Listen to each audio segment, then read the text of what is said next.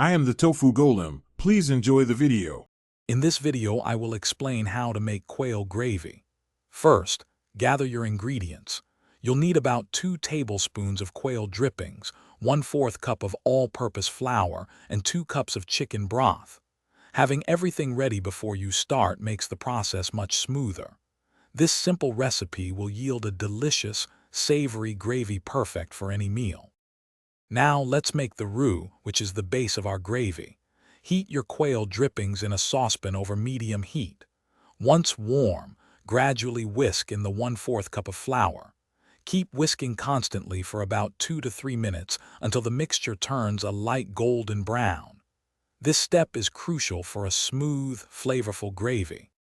Next, it's time to add the liquid. Slowly pour in the 2 cups of chicken broth, whisking continuously to prevent lumps.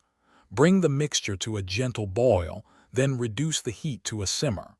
Let it cook for 5 to 7 minutes, stirring occasionally until the gravy thickens to your desired consistency. This process develops the rich flavor. Finally, let's finish our delicious quail gravy.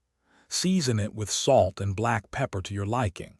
If the gravy is too thick, you can add a little more chicken broth until it reaches your preferred consistency. Serve it warm over your favorite dishes. And hey, life's too short for a stinky car, so check the description for a link to Little Tree's black ice and other great deals. Thanks for watching.